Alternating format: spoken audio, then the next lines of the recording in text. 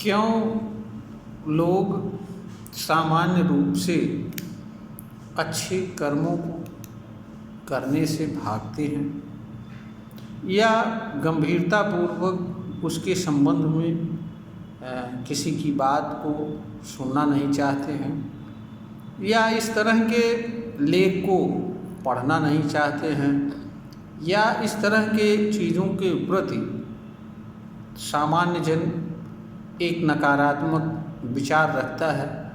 वह नकारात्मक विचार यह है कि यह संभव नहीं है, क्योंकि सारे लोग कोई न कोई गलत कार्य कर रहे हैं और गलत कार्य करके सफलता प्राप्त कर रहे हैं।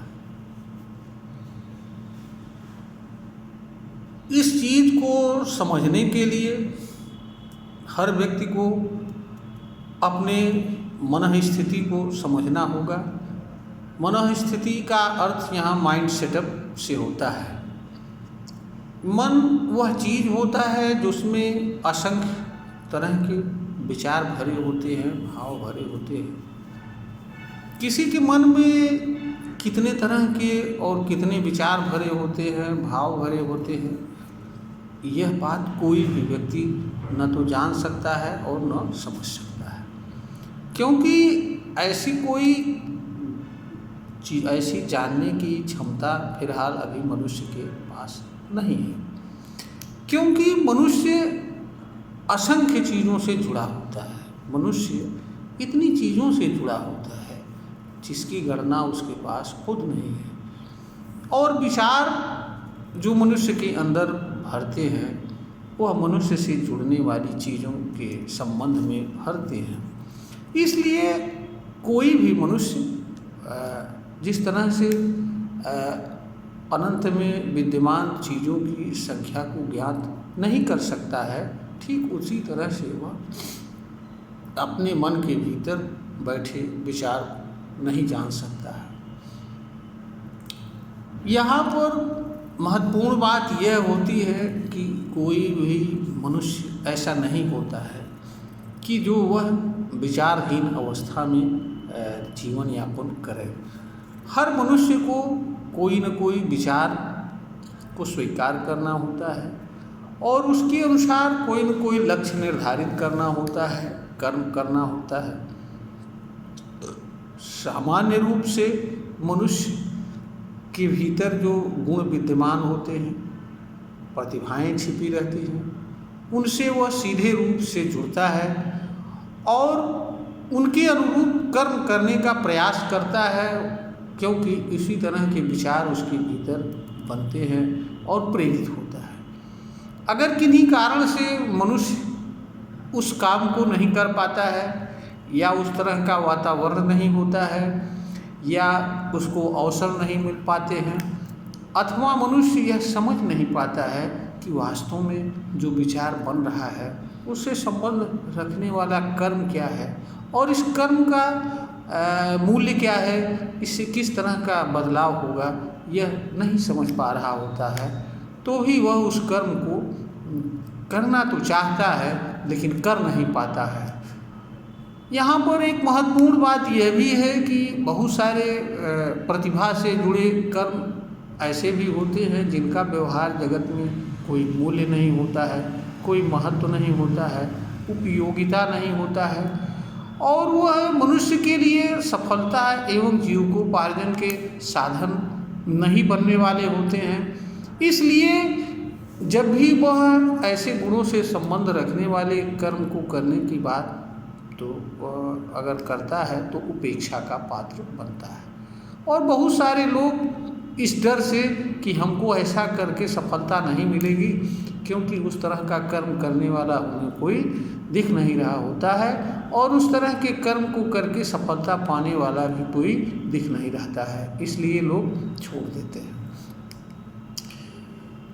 भीतर छिपी प्रतिभा एवं गुण से विपरीत अवस्था में वह होती है जो चीज़ें सामान्य रूप से व्यवहार जगत में हो रही होती हैं या भूतकाल में हुई रहती हैं और जिनके माध्यम से लोग सफलता भौतिक जगत में प्राप्त कर चुके होते हैं और अपनी बुद्धिमत्ता को या अपनी काबिलियत को साबित कर चुके होते हैं, उन पर आदमी का ध्यान जाता है और आदमी उनमें से किसी का चुनाव कर लेता है, चाहे वो वकील का हो, डॉक्टर का हो, नेता बनने का या किसी तरह का, और उसको वह अपने उद्देश्य समझ करके उसको प्राप्त करने के लिए लगा रहता है। यहाँ पर जो एक महत्वपूर्ण बात यह है कि हर मनुष्य के हर कर्म के पीछे उसका उद्देश्य सफलता का होता है। सफलता का तात्पर्य उस चीज़ से होता है जिसके माध्यम से मनुष्य उस क्षेत्र में सर्वोच्च स्थान प्राप्त करना चाहता है, या सर्वोच्च नहीं तो कम से कम उस कर्म के माध्यम से उस चीज़ को पाना चाहता है जो उस कर्म का अंतिम लक्ष्य होता है। जैसे कोई नौकरी है और किसी नौकरी अथवा कोई व्यापार है, व्यापार का कोई निश्चित मान का स्तर है कि इस लेवल तक का हमारा व्यापार होना चाहिए, अथवा वह कवि है, गायक है, तो उसमें उसे किस लेवल तक जगह बनानी है, कहाँ तक बनाना है, कैसे कहाँ तक जाना है, आज सब कुछ चीज़ें एक विचार लेकर के मनुष्य चलता है और कर्म करता है, और जो भी सफलता के लिए आवश्यक होती है वह जो है उसके लिए वह कर्म करता है और तैयारी करता है। यहाँ पर यह भी एक महत्वपूर्ण बात यह भी है कि आज तक भौतिक जगत में जितनी भी सफलताएं लोगों ने अर्जित की हैं और जितने लोगों ने अर्जित की है, उन्होंने सफलता को अर्जित करने में किसी मानदंड का ध्यान नहीं रखा। उनके लिए सफलता महत्वपूर्ण रही है और सफलता मिलने के बाद हर कोई उनके पीछे घूमने लगा, उनका जय जयकार करने लगा। सफलता पाने के लिए उन्होंने कौन कौन से काम किए, इस पर किसी का ध्यान नहीं जाता है, क्योंकि हमारा समाज सिर्फ और सिर्फ सफलता देखता है। सफलता कैसे मिली यह वह नहीं देखता है। इसलिए हर कोई किसी क्षेत्र में सफल होने के लिए अंतिम यह देखता है कि इसमें सफल कैसे होना है। उसके लिए चाहे तरीका गलत हो, चाहे तरीका अच्छा हो, या जो भी तरीका हो वह अपनाता है, क्योंकि उसके सामने एकमात्र लक्ष्य यह होता है कि उसे अमुक स्तर प्राप्त करना है या अमुक चीज़ प्राप्त करना होता है, क्योंकि वह यह जानता है कि जब वह चीज़ हम प्राप्त कर लेंगे तो फिर हमारे पीछे लोग घूमने लगेंगे और हम जो चाहते हैं वो हमें मिल जाएगा। बाकी चीज़ें हमने कैसे सफलता प्राप्त की है, कैसे नहीं, यह चीज़ें गौर हो जाएंगी। इसके लिए चाहे उसे गलत से गलत काम करना पड़े, जो भी नैतिक मूल्यों का हनन करना पड़े या कुछ भी करना पड़े। खास तौर से अर्थ जगत में और राजनीति जगत में इसका तो एक पूरा का पूरा सिद्धांत ही है। धार्मिक जगत में भी लोग चमत्कार या जादूगरी या कोई ऐसी चीज़ दिखा करके अपना स्थान बनाए हुए हैं, बनाते हैं, जो सामान्य जन यह समझता है कि यह केवल यही लोग कर सकते हैं। तो यह एक स्थिति है। इसीलिए वह बात तो लोग करते हैं ईमानदारी की, प्रेम की, लेकिन जब बात आती है ईमानदारी की तो ईमानदारी इसीलिए उनको ये लगता है कि यह हमारे मार्ग का अवरोधक है, जबकि वास्तव में ईमानदारी एक धर्म ही नहीं है, सबसे अच्छा कर्म है। और ईमानदारी का तात्पर्य केवल दूसरों के साथ नहीं होता है, सबसे अधिक ईमानदारी का संबंध स्वयं से होता है। सबसे अधिक ईमानदारी का लाभ व्यक्ति को स्वयं को मिलता है। यहाँ पर एक चीज़ और भी है। एक तरफ तो यह व्यक्ति देखता है कि भौतिक जगत में जो भी सफलताएं लोगों ने प्राप्त किया है, वहाँ पर कोई उनका मानदंड नहीं रहा है। एक जगह केवल रहा है जो कला से जुड़े क्षेत्र हैं। कला में भी अंतिम झंडा गाड़ने के लिए भी अगर आवश्यक हुआ या अवसर मिला तो वहाँ भी लोग तमाम तरह की चीज़ें करते हैं जो नियम, सिद्धांत एवं उसूलों के विपरीत होती है। अन्य क्षेत्रों में, भौतिक जगत में, चाहे राजनीति हो, बिजनेस हो, व्यापार हो, वहाँ कोई नियम सिद्धांत नहीं चलता है, वहाँ सफलता और सफलता है। तो यह एक दिमाग में, मन के अंदर ऐसा विचार बैठा रहता है। तो जब भी कोई व्यक्ति बात ईमानदारी की करता है तो उसे यह लगता है कि शायद यह हमारे लिए हानि का सौदा होगा, क्योंकि हम ईमानदारी के मार्ग पर चलेंगे तो जो हमने लक्ष्य निर्धारित किया है वो लक्ष्य हमें नहीं प्राप्त होगा और हम असफल हो जाएंगे। यहाँ ईमानदारी अच्छा होते हुए भी ईमानदारी से इसलिए भी नहीं जुड़ता है क्योंकि ईमानदारी का ज्ञान भी नहीं होता है। ईमानदारी एक तरह का अव्यक्त होता है, उसका वर्णन नहीं किया जा सकता है, उसके लाभों को बताया नहीं जा सकता है। और ईमानदारी से लाभ तभी किसी व्यक्ति को समझ में आ सकता है जब वह ईमानदारी पूर्वक जीवन जीता है। ईमानदारी किताब पढ़ने, प्रवचन सुनने, भाषण सुनने से ईमानदारी जैसी चीज़ का व्यक्ति को ज्ञान नहीं हो सकता है।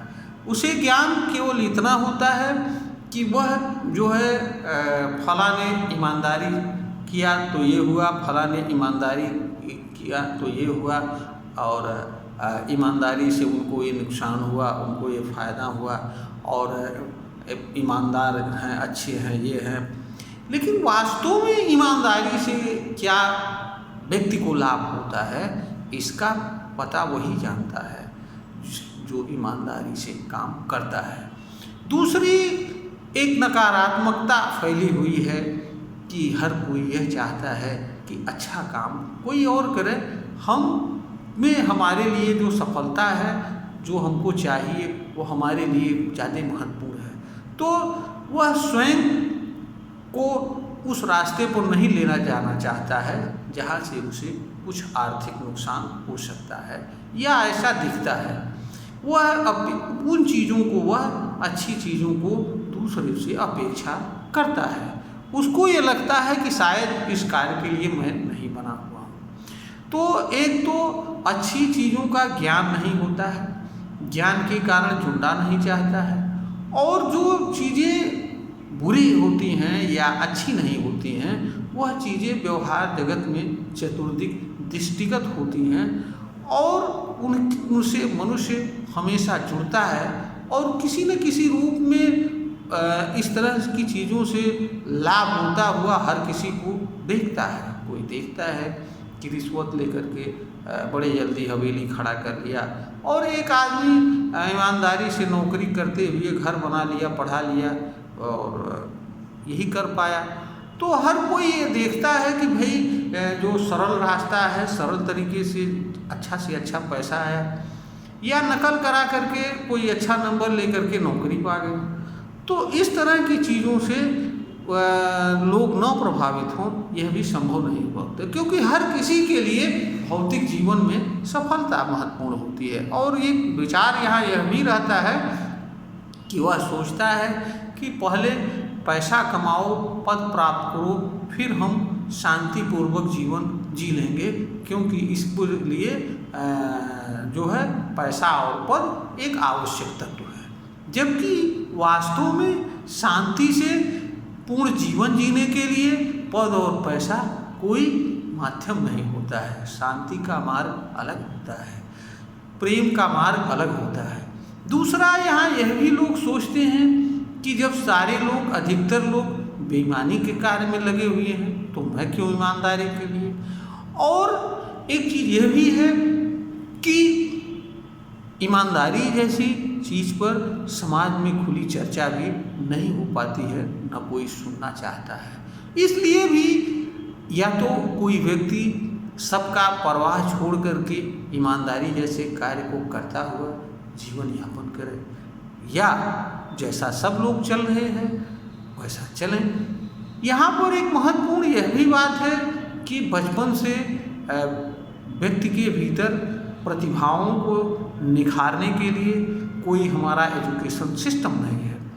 व्यक्ति को इस धरती पर जो भी जन्म लेता है उसे एक नकल आधारित विचारधारा और व्यवस्था थोपा जाता है और उसे एक लक्ष्य दिया जाता है, यह तुम्हें बनना है, यह तुम्हें पाना है। वास्तव में वह चीज़ उसके लिए उपयोगी है या नहीं है, इससे ना तो एजुकेशन सिस्टम से मतलब होता है और ना ही माता पिता से उसका लेना देना होता है और ना ही व्यक्ति के भीतर छिपी प्रतिभाओं से कुछ लेना देना होता है। इसीलिए लोग अधिकतर जो भी निर्णय लेते हैं वो नकल आधारित लेते हैं कि फला ने ऐसा किया तो ऐसा हुआ, फला ने ऐसा किया तो ऐसा हुआ, और इसका परिणाम यह होता है कि अंततः ऐसे सारे के सारे लोग असंतुष्ट जीवन जीते हैं, जीवन में कभी संतुष्ट नहीं रहते हैं। ईमानदारी के अलावा प्रेम लोग यह सोचते हैं, एक तो प्रेम को बहुत कम लोग जानते हैं, जो जान पाते हैं वही जो है प्रेम जैसी चीज़ का अनुसरण कर पाते हैं, क्योंकि प्रेम ही अव्यक्त होता है, वह व्यवहार जगत का विषय नहीं होता है। इसे जाना जा सकता है, महसूस किया जा सकता है और इसके अनुसार व्यवहार जगत में कर्म किया जा सकता है, दूसरों के साथ व्यवहार तो किया जा सकता है, लेकिन वास्तव में इसे दूसरों को बताया नहीं जा सकता है। हाँ, प्रेम को जानने के मार्ग बताए जा सकते हैं कि इस तरीके से आप प्रेम तक पहुंच सकते हैं, प्रेम को जान सकते हैं। इसीलिए लोगों को ऐसा लगता है कि वो बड़े भारी प्रेम करते हैं और बड़े अच्छे, वास्तव में वो प्रेम से कोसों दूर रहते हैं। प्रेम तो कहीं हजारों लाखों में कोई एक समझ पाता है और वो भी किसी छोटे रूप में। इसलिए वह उन्हीं चीज़ों को जो प्रेम नहीं होती है उसे प्रेम समझते हैं, चाहे वो आकर्षण हो, सेक्स हो या कामना हो या किसी तरह का चीज़ों से जिनसे उनको थोड़ी देर के लिए शांति मिलती हो या उनके भीतर बैठे भाव के अनुकूल कोई चीज़ ऐसी आती है जो उन्हें ये लगता है जिससे उनको थोड़ी सी प्रसन्नता मिलती है, तो ऐसा समझते हैं कि हम ये कर रहे हैं, जबकि वास्तव में प्रेम जैसी चीज़ से। और यहाँ पर यह भी होता है कि लोग प्रेम को अज्ञानवश अदला बदली वाला चीज़ समझते हैं। लोग ये सोचते हैं कि समाज में जो कोई मेरे साथ आ रहा है वह तो प्रेम करता नहीं, फिर मैं क्यों प्रेम करूं। यह सब कुछ विचारधाराएं अज्ञान, क्योंकि जो चीज़ें व्यवहार जगत में हो रही होती हैं उनसे मनुष्य हमेशा जुड़ा रहता है और उस तरह का विचार उसके अंदर बैठा रहता है। इसलिए वह वही अपेक्षा करता है कि जैसा जो लोग दूसरे लोग जैसा कर रहे हैं वैसे हम भी करें, और उसके अंदर जैसा विचार बैठा रहता है। इसीलिए हर कोई ये चाहता है कि जैसा व्यवहार मैं करूं वैसा दूसरों लोग भी मेरे साथ करें, और जो न करें उनके साथ वो जो जैसा व्यवहार कर रहे हैं हम भी उनके साथ वैसा व्यवहार करें। ये इस तरह के जो विचार प्रतिक्रियावादी विचार आते हैं, और प्रतिक्रियावादी विचार इसलिए आते हैं मनुष्य के भीतर क्योंकि मनुष्य यह मान बैठा रहता है पहले से अज्ञानवश कि हमारे लिए यही अच्छा है और यही करना अच्छा है, और इस रूप में हम कर रहे हैं और दूसरे सामने वाले को भी ऐसा करना चाहिए। भले ही आप क्या मान किए हो, आपके अंदर क्या बैठा हुआ है, दूसरे को इसका पता भी ना हो, और दूसरा वाला जो समझ रहा है कि यह उचित है उसके अनुसार व्यवहार कर रहा हो, तो होता क्या है कि विचारों में संघर्ष होता है, प्रतिक्रिया जन्म लेती है, जिससे लोग असहज होते हैं। और जब लोग किसी के व्यवहार से असहज होते हैं तो वो ये कहते हैं कि जब हम दूसरों के व्यवहार से असहज होते हैं तो हम लोगों के साथ ऐसा व्यवहार क्यों करें जिससे उनको किसी तरह का शांति मिले, सुकून मिले।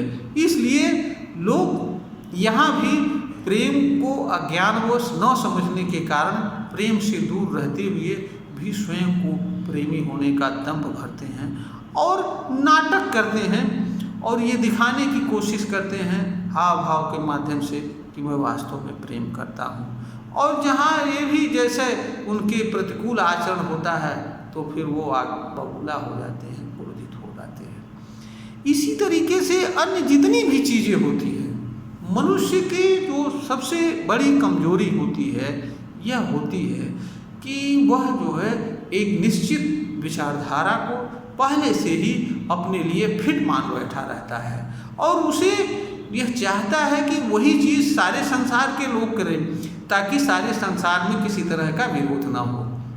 जितनी भी धार्मिक विचारधाराएं हैं सब इसी की पोषक है। हर विचारधारा ये बताने की कोशिश करती हैं कि जो इसमें कहा गया है, बताया गया है, वही संपूर्ण मनुष्य के लिए उपयोगी है, कल्याणकारी है और इसी मार्ग पे चलने में सबका भला है। यह बात बच्चा जिस दिन जन्म लेता है उस दिन से उसके भीतर भरा जाता है। इसलिए जब तक वह स्वतंत्र रूप से चिंतन मनन का अधिकारी होता है तब तक वह इसका गुलाम बन चुका होता है। इसी कारण से उसको दूसरी तरह की विचारधाराएं, धार्मिक विचारधाराएं ग्राह्य नहीं होती हैं और उसकी विचारधारा के प्रतिकूल जो लोग आचरण और व्यवहार करते हैं उसे यह लगता है कि वो गलत कर रहा है, क्योंकि उसके भीतर बैठा विचार उसे एक्सेप्ट नहीं करता है, उसे वो रिजेक्ट कर देता है, इसलिए वो लगता है। तो यह एक समस्या है। इसी कारण से मनुष्य उन सारी चीज़ों को इनकार करता है, उन सारी चीज़ों को स्वीकार नहीं करता है, उन सारी चीज़ों से भागने का प्रयास करता है जो चीज़ें उसके भीतर माइंड सेटअप में बैठे विचार के प्रतिकूल होती हैं।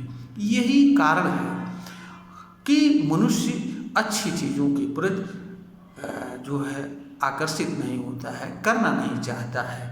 अच्छी चीज़ें केवल वही लोग करते हैं जिनके अंदर इस तरह के गुण होते हैं या जिनको समझ में आ जाती है कि नहीं साहब हमारा मार्ग यह नहीं, यह अच्छा है और हमको इस तरीके से जीवन जीना चाहिए। या जो सोच विचार करने वाले होते हैं, स्वतंत्र रूप से हर चीज़ को जानने और समझने का प्रयास करते हैं और जान लेते हैं, ऐसे लोग सामान्य धारा से हट करके कोई व्यवहार कर पाते हैं। यहाँ पर भी अधिकतर लोगों को सफलताएं नहीं मिलती है, क्योंकि जान लेना और जीवन जी लेना यह तो सरल है, लेकिन अपनी बात दूसरों तक पहुँचा पाना वास्तव में सबसे कड़ा और कठिन कार्य होता है। इसलिए भी लोग जो है